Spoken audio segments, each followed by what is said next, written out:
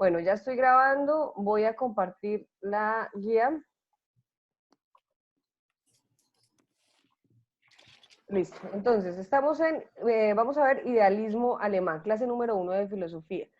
La competencia que queremos desarrollar. ¿Me la lees, por favor, Juan David? Sí, señora. Comprende, analiza, interioriza los principales planteamientos del idealismo alemán como respuesta a la filosofía kantiana. Por eso esa es la respuesta, de eso estábamos, esto es como lo clave, ¿no, Daniel? Frente a ¿por qué el idealismo alemán a quién le está respondiendo, ¿no? Que es el tema que estábamos viendo el periodo pasado, que es Kant. Entonces, ¿y el objetivo, Juan David? Objetivo, genera un Generar. acercamiento al idealismo alemán. Ok, listo, perfecto. Entonces, lo que queremos es acercarnos de alguna manera al idealismo alemán como tal en esta clase. Y vamos a empezar hablando de las clases de idealismo. Por favor, Isabela Salamanca, ¿me puede decir qué es el idealismo subjetivo? Pues fue por, es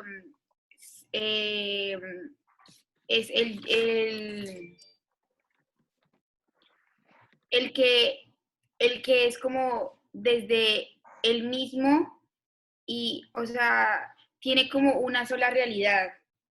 ¿Cómo así que es del mismo? ¿A qué te refieres con eso de que es del mismo? Es él y el mismo. O sea, dice que al mismo tiempo que la naturaleza y que como que la base es el espíritu y la naturaleza. Pero ¿y eso qué es? ¿Qué significa? ¿Cómo entiendes tú eso? ¿Qué es idealismo?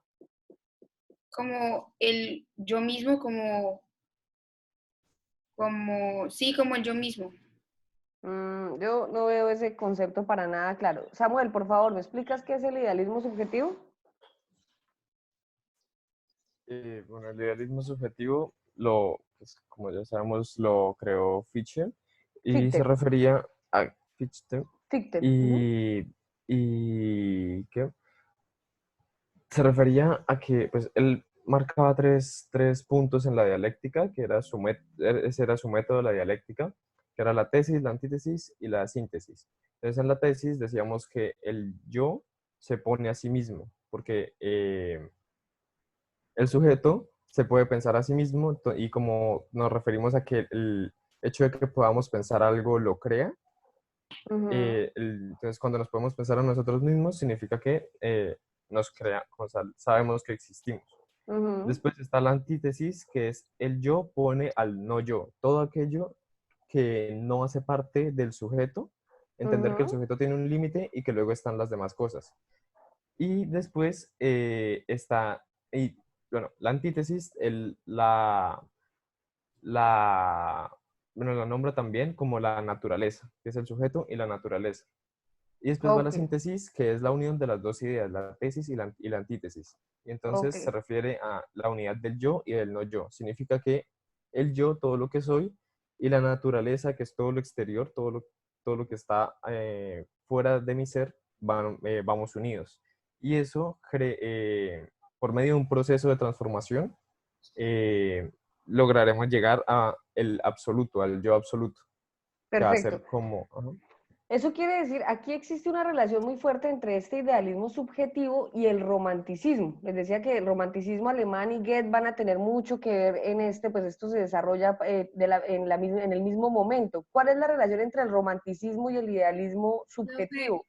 Eh, profe, Dime. ¿Ya puedo decir, profe?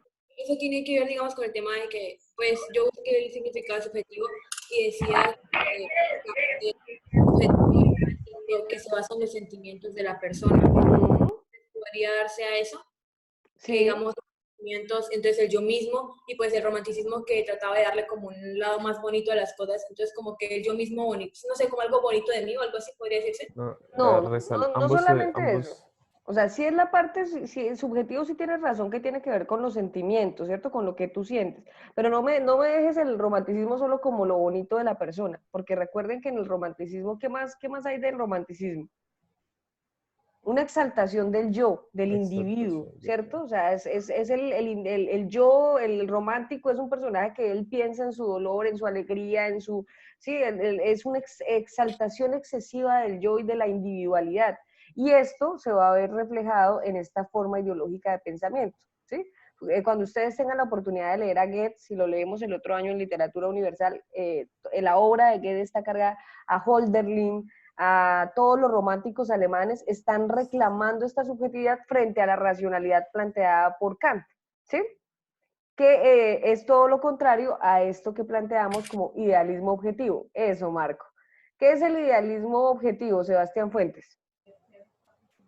Profe, qué pena, es que Camila manda a decir que te la puede encargar. Ok, no te preocupes, gracias. Sebastián Ya, Fuentes, ¿qué es el idealismo objetivo? ya. Bueno, pues el idealismo objetivo principalmente nos trata como un yo más basado a la libertad, a alguien libre, por así decirlo. Y nos habla de que cambia el contenido del sujeto, pasa a ser un objeto, un objetivo, perdón. ¿Cómo Entonces así? pasa a ser, No entiendo nada. ¿Qué quiere decir eso? o sea, que cambia, por así decirlo, la naturaleza ya definida del no yo y cambia el sujeto y lo transforma al objetivo, a un objetivo, lo llama por así decirlo objetivo. ¿Qué es objetivo, Sebastián? Señora, ¿En qué se diferencia ese idealismo objetivo del idealismo subjetivo? mm, Profe, ¿puedo? diría Espérame. diría, Vamos a dejarle, por favor, te necesito más rápido y más agudo en esas apreciaciones. Luisa Tamayo. Profe, Bueno, acá nos dicen, digamos, que pues Ken Schmidt, siendo, digamos, el autor de esta, dice que él acepta la idea de un yo libre de Fichte, pero no enfrentándolo al mundo, sino operando desde él, siendo desde él, diciendo que al mismo tiempo con la naturaleza. Y, o sea, no admite que la naturaleza, digamos, se reduzca en el ser, en el yo, sino como que la llama como un tipo de objetivo.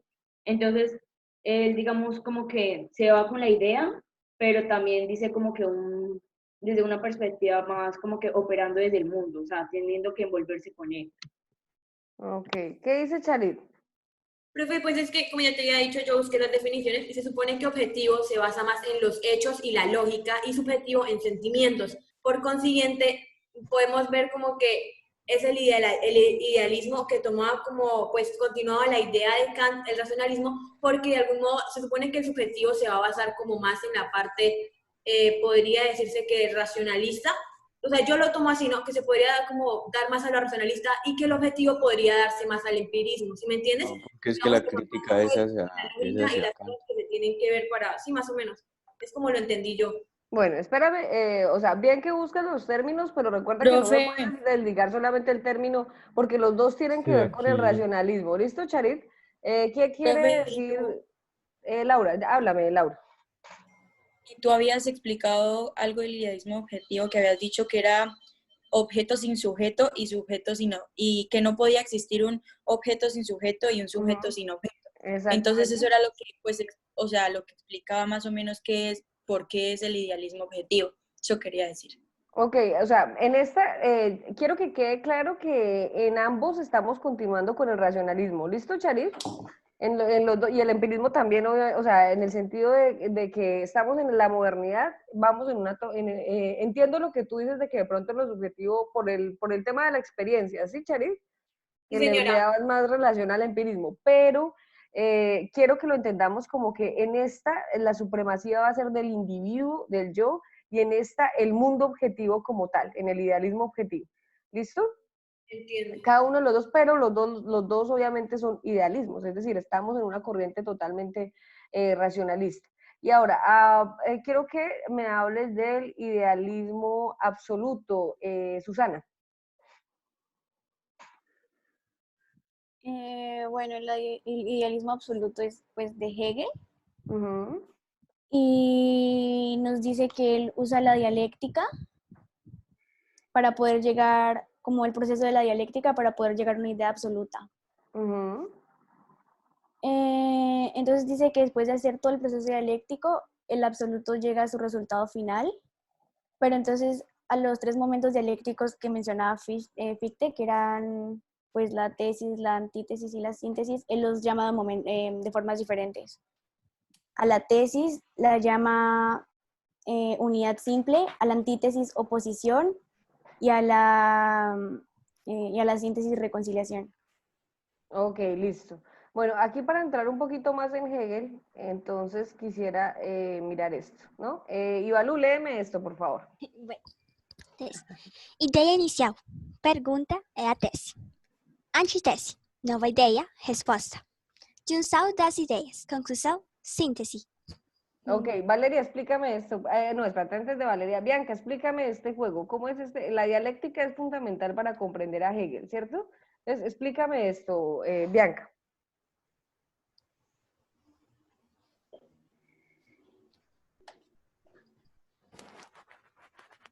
No te estamos escuchando, Bianca. ¿Tienes apagado el micrófono?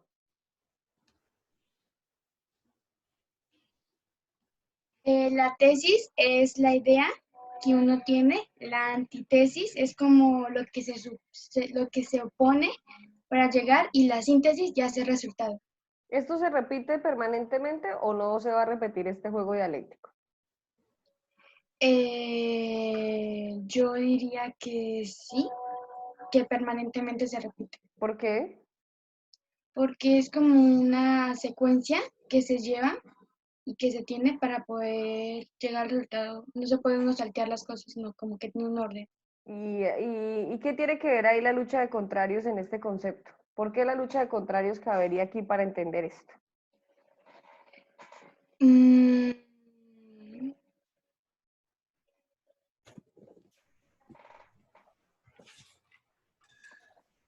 William Plazas, ¿qué dices? ¿Por qué entendemos la lucha de contrarios aquí para entender la dialéctica hegeliana? Heráclito va a ser muy importante para entender a Hegel y a Nietzsche. William, ¿qué dices? Profe, ¿me repite la pregunta, por favor? ¿Qué tiene que ver la lucha de contrarios para entender la dialéctica hegeliana? Pues yo creería que al ser contrario es como que, a ver cómo, bueno, al ser algo que se interponga la idea inicial, creería que eso como que nos hacen reformar esa idea, ¿no? Que buscar unas respuestas para así llegar a una conclusión más acertada. Uh-huh. ¿Y qué tiene que ver la lucha de contrarios? ¿Por qué hablo de la lucha de contrarios? Profe, yo puedo... Pues, o sea, profe, o sea, ¿te refieres a la antítesis y esas cosas? O sea, la antítesis. Sí, estoy hablando de la... ¿Estás viendo el esquema? Tesis, Sí, antítesis, síntesis. ¿Qué tiene Sí. que ver la lucha de contrarios con esto? Pues, o sea, como te digo, o sea, que al haber algo contrario...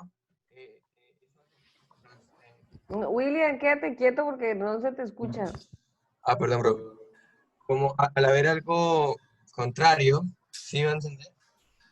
Como que se refuta la tesis y hace que pensemos con una conclusión nueva a la idea principal que hemos sacado, ¿sí? No sé. Charit, ¿qué dices? Se podría pensar como el hecho de que para poder llegar a una mejor respuesta se tienen que tener en cuenta todas las posibilidades, digamos, tener una pues planteado como la idea y también puede ser que, digamos, la idea no se desarrolle como quieres, entonces siempre va a haber como un contrario de eso, porque siempre, como tú lo explicaste, siempre va a haber, digamos, sol y luna, oscuridad y pues luz, ¿sí me entiendes? Como que siempre va a haber Te hago una pregunta, Charit. ¿Tú podrías saber qué es la felicidad si no has experimentado la tristeza?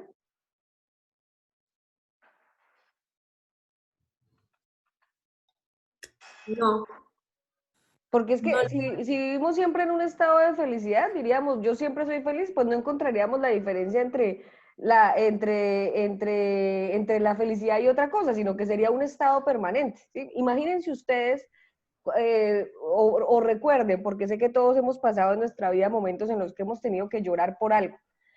Piensen todos en algo que les haya dolido mucho en su vida, ¿sí? La muerte de alguien, que les hayan dicho algo, bueno, algo que les haya dolido mucho. Solamente cuando uno vive algo que le duele mucho, entiende cuándo fue muy feliz también, ¿cierto? Porque de lo contrario, o cuándo fue feliz, porque el dolor me hace ser consciente de la otra situación, ¿cierto? Entonces, se supone que si yo soy feliz, ¿cierto? En un momento y luego dejo de ser feliz porque sentí dolor por algo, la síntesis de eso va a ser que yo después tengo que asumir mi felicidad, mi sentimiento de otra manera, ¿cierto? ¿Sí me hago entender, Charit? Sí, claro que sí, profe. Ok, perfecto. Eso es lo que quiero que vean. Piensen ahora, por ejemplo, el sentimiento que tenían frente al colegio. No, yo no quiero ir al colegio, el colegio no me gusta tal. Bueno, pasa la pandemia y entonces no quiero salir y todos nos tenemos que quedar encerrados, no podemos ir al colegio. O sea, es esa ausencia de algo lo que nos hace experimentar, extrañar, sentir otra cosa diferente. Estoy hablando de ejemplos bobos, ¿no? Pues de ejemplos simples, por decirlo así. Pero hay cosas que frente a la realidad que serían un poco más complejas. Y ahí es donde quiero que me expliquen esto, por ejemplo. Aquí vamos a hablar de estas otras síntesis del pensamiento de Hegel, ¿cierto? La tesis, la antítesis y la síntesis. Aquí vamos a tener una tesis que es la idea, ¿cierto? La naturaleza, el espíritu. Aquí Hegel nos va a plantear como antítesis, aquí podemos mirar esto. Tenemos la dialéctica, el espacio-tiempo, el tiempo y el desarrollo de esto va a ser la lógica, la geometría y la historia. Valeria, ¿me explicas un poco eso, por favor? Lo de la historia y Hegel. Este juego, sí, de la tesis, la antítesis y la síntesis, ¿cómo entiendes tú esto? Pues podemos empezar con que Hegel lo que quería era, pues, analiza la historia mediante esto. Entonces, todo lo que ha pasado por este proceso que es la dialéctica. Entonces, como todo ha tenido su contrario, todo ha tenido una razón. Entonces, como por ejemplo Kant fue la síntesis entre el empirismo y el racionalismo, ahora pues Kant está teniendo su antítesis que serían ellos. ¿Cómo así? O sea que lo que hace él es que en la o sea, toda la historia se basa en la tesis, antítesis y síntesis. Entonces todas las cosas han tenido su antítesis y todas las cosas han tenido la síntesis. Luego la síntesis se vuelve una tesis que se enfrenta a otra y así pues la razón pues va ampliándose y cada vez las personas van teniendo como más uso de la razón. Ok, ¿cómo podemos entender esto? ¿Qué dice Samuel? ¿Cómo entenderías tú esta relación lógica, geometría e historia? Pues eso estaba pensando. Pues, O esta relación. la idea de tesis, yo creo que en cuanto a lógica, pues como la tesis se supone que parte de una proposición, se supone que debe ser una proposición lógica, entonces pues solamente son ideas, pensamientos, y luego llega la antítesis, que me imagino que como retaría esa tesis y esas ideas, presentando, ¿Y la geometría qué representaría? me imagino que representaría como como también hablábamos de que la antítesis era como no mentiras, como presentar pruebas. El espacio físico. O sea, recuerda que en la lógica estamos hablando de algo más ideológico, en la geometría estaríamos hablando el espacio-tiempo en términos físico. geométricos, ¿cierto? Que representaría más el espacio, la comprensión del espacio físico, porque la geometría son abstracciones de la comprensión del espacio físico. Y la historia como el desarrollo de esto, o sea, Sí, donde se reflejan esas dos. Exactamente. Y la historia, o sea, la historia no... Recuerden que la historia cuenta con dos cosas, con sociedad y tiempo, ¿cierto? Y eso se da en lo que Kant garantizaba, ¿con qué condiciones Kant garantizaba la objetividad del conocimiento, Ana? Ana Sierra. Señora. ¿Con qué condiciones Kant garantizaba la objetividad del conocimiento? Bianca. Las necesito en clase, chicas, las necesito atentas. La objetividad del conocimiento, ¿con qué la garantizaba Kant?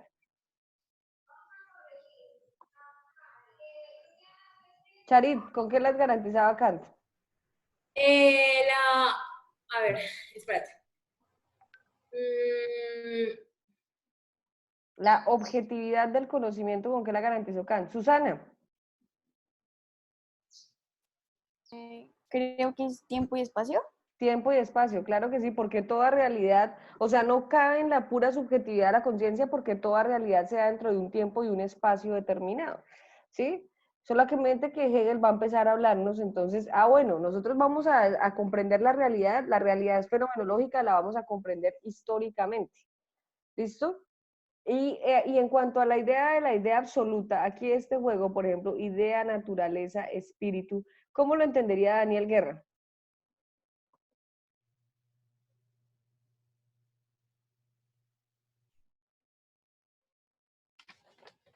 Profe, ¿puede repetir la pregunta? Es que no te entendí bien. ¿Cómo entiendes esta relación idea, naturaleza, espíritu? Pues eso es teniendo en cuenta como si fuera una relación de tesis, antítesis y síntesis, pues sería más o menos que puede ser el tema de las ideas como algo abstracto y algo, entre comillas, de nuestro pensamiento, sí, de nuestra conciencia, es una idea que se antepone recuerden que contra... para el idealismo la idea es el origen de todo, ¿no? Ok. O sea, primero son las ideas y luego lo material, ¿no? Esa es la base del idealismo, ¿no? Sí. Y pues estas ideas se enfrentan contra la naturaleza, que es las cosas que, entre comillas, podemos sentir, lo que entre comillas sería real. Sí. Y la síntesis de espíritu tal vez puede ser porque es como una unión entre lo natural y nuestro conocimiento. Se supone que cuando llegamos al espíritu, lo que Hegel planteaba, y aquí es donde yo les insisto mucho, la idea absoluta, ¿cierto? O sea, yo parto de una idea, ¿no? La enfrento con el mundo objetivo. Ese conocimiento va a ir generando un progreso, ¿cierto? Y se supone que va a llegar un punto en que eso me va a llevar a la idea absoluta, al conocimiento absoluto de todo. Esa es la razón por la que se tenía tanta fe en la razón, ¿no? De que el progreso, la perfección, o sea, la síntesis de conocimiento, un conocimiento, aparece una teoría, aparece una contrateoría que niega la otra, y eso me va a llevar a la síntesis de una teoría mejor que me va a permitir cada vez más la comprensión del universo, ¿cierto? Eso es la idea extrema de los racionalistas en el progreso de la razón, ¿sí? Bueno, ante esto, se supone que, ¿cómo entenderíamos nosotros entonces cuál sería ahí? Bueno, una pregunta simple para ver si quedó claro esto. Me la va a responder Bianca. Si yo te planteo el dicho común de qué fue primero, el huevo o la gallina, según el idealismo alemán, ¿qué sería primero? ¿El huevo o la gallina?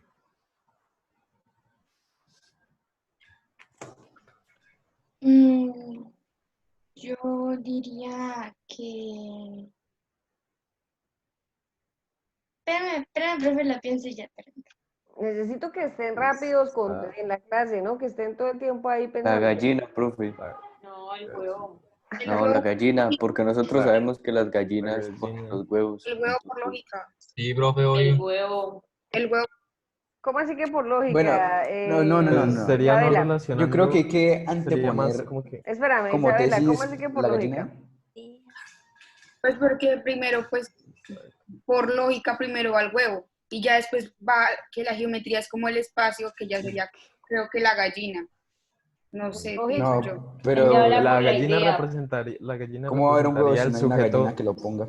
La No, gallina pero, representaría el Exacto. sujeto el huevo pensante. podría ser la Nosotros idea. sabemos que las El huevo gallinas tampoco Espérame, uno por tampoco uno, estaría por con la favor. gallina. Nosotros sabemos que las gallinas producen más gallinas, pero no sabemos de dónde vino el huevo. No podemos decir que surgió de la nada. Porque en nuestro mundo las ¿Qué dice gallinas... Osvaldo? Entonces la ¿Qué dice gallina Osvaldo también de que la no lo nada. ha visto? Osvaldo que está por allá como en eso que es. Un paisaje. Ok, en tu paisaje. Cuéntame, Osvaldo, ¿qué piensas? ¿Qué fue primero? Según el idealismo alemán, ¿no?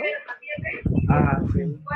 Profe, pues yo, o sea, sin tener en cuenta eso, yo pensaba más en lo sobre la evolución, porque no podría ser. O sea, yo pienso que La gallina las gallinas tuvieron que evolucionar. No, profe, yo Sí, puedo no, responder. lo que pasa es que obviamente, ¿no? Es partiendo de un concepto popular para que podamos entender lo del idealismo, pero no es que ninguno, obviamente, me uno a ti, Osvaldo, en el sentido de la teoría de la evolución, pero no, o sea, es para comprender un concepto. ¿Qué dices, Yo, Samuel? pues, yo lo entendí más como que la gallina, que fue por la gallina. Que la gallina representaría, en cuanto al pensamiento de Hegel, representaría el sujeto pensante, y el sujeto pensante, al pensar, se piensa a sí mismo y comprueba que existe. En cambio, el huevo, pues no tiene un pensamiento, entonces no se puede saber que existe. ¿Qué dice ¿Sí? Profe, Juan profe, Diego Andrés? Eh, pues yo pienso que la gallina sería como la conciencia y pues sería el primero, no sé. Si lo yo asemejaras así sería de esa manera, pero te lo voy a plantear de esa manera. La gallina representaría los medios de producción, el que lo produce, si es primero. En ese caso estaría más cercana a Marx y al materialismo, ¿sí? Porque hay un objeto que lo produce.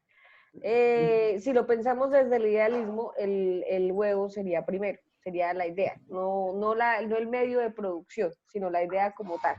¿Sí? Eso es un profe, ejemplo tonto porque ninguna de profe, las dos cosas es Porque primera, ¿no? Ninguna de es las dos donde cosas es parte. primero, Sí, ¿sí? pero- Solo que profe, ¿puedo necesito decir? que entendamos, discúlpeme, solo que quiero que quede claro que en el idealismo alemán el origen o sea, Hegel cree que es la idea la que genera la realidad, ¿sí? O sea, en la visión idealista es que yo tuve la idea de la liberación de la Revolución Francesa y por eso se dio la Revolución Francesa. En el materialismo dialéctico no es así, las condiciones económicas llevan a que se creen las ideas, ¿sí? Eso es lo que yo quiero que ustedes comprendan.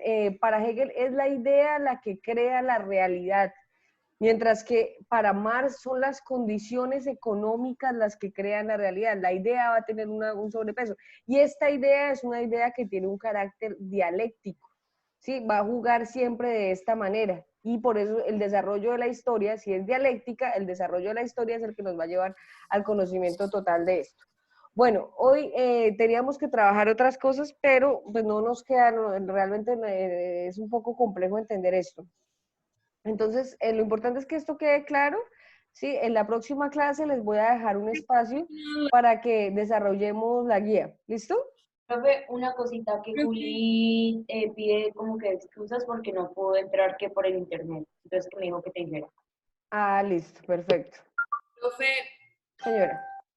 es que yo tengo una duda. Ok, si tenemos un huevo y una gallina, o sea, perdón por seguir con el tema, ¿no? Pero tengo, o sea, acá de caer en cuenta, si tenemos un huevo y una gallina, y si no existiera la gallina, ¿cómo sería primero el huevo si no sabemos qué hay dentro de él? Hasta Pero, que... pero es que no nos están Profe, diciendo que no ¿puedo existe, como están aplicar la diciendo que las dos dialéctica? Entonces, si existen. está la gallina, pues tenemos una idea de que de la gallina sale el huevo. Pero digamos, si está el huevo, va a decir como, bueno, ¿y qué hay dentro del huevo? O sea, si no existiera la gallina todavía, ¿no? ¿Qué hay dentro del huevo? O sea, pensaría yo, ¿no? Profe, ¿Quién profe, dijo que profe. quería aplicar la dialéctica? Yo, profe, Dale. Daniel. Entonces, podemos colocar como tesis la gallina y como antítesis la gallina. El huevo, que diga. Sí, entonces, la síntesis de todo, ya que no podemos conocer si fue primero la gallina o el huevo, pues la síntesis de todo sería que hubo un proceso de evolución. Eso es lo que nos explican los dos anteriores, y así.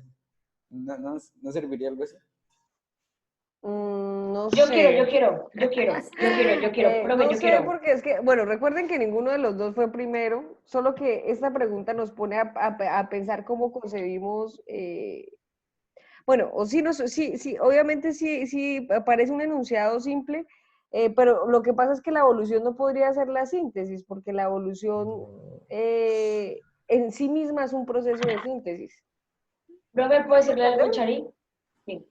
Sí, dale, Luisa. Pues digamos, o sea, como quiso Daniel, digamos, explicar con la dialéctica, es que Hegel se basa como que en las ideas son las que producen. En cambio, Marx dice que son otras razones lo que llega a producir, son productoras las otras razones. Entonces, en el caso de Hegel, el huevo sería, digamos, como que el origen porque se da desde una idea. En cambio, con Marx sería otras cosas, sería la gallina porque es la que produce, ¿Qué respondiendo dijo como la profe? dialecta, ajá. Pero es que Daniel dijo que pues era como dialecta y o sea, así sería de dialecta. ¿Dialecta? Dialéctica. Dialéctica. Ah, ok, sí. Bueno, espérenme. Entonces, para no desviarnos del tema, chicos, entonces, para que quede claro, en la próxima clase les voy a dejar un tiempo para que desarrollemos la guía y no se saturen de trabajo, mis queridos estudiantes, pero necesito que quede muy claro que ustedes piensen mucho en qué consiste realmente estas clases de idealismo alemán y que pensemos mucho en el juego dialéctico, ¿no? Y en el juego dialéctico y sobre todo este que es en especial el fuerte, digamos, del planteamiento hegeliano, ¿no? El espíritu subjetivo, mi yo interior, frente al espíritu objetivo, que es el conocimiento de la realidad externa, y la síntesis de eso, el espíritu absoluto. No solamente, recuerden que ese es un proceso individual, o sea, el proceso interno del conocimiento, yo conozco algo, ese algo lo interiorizo y aparece otra nueva teoría que refuta eso. Por ejemplo, los cambios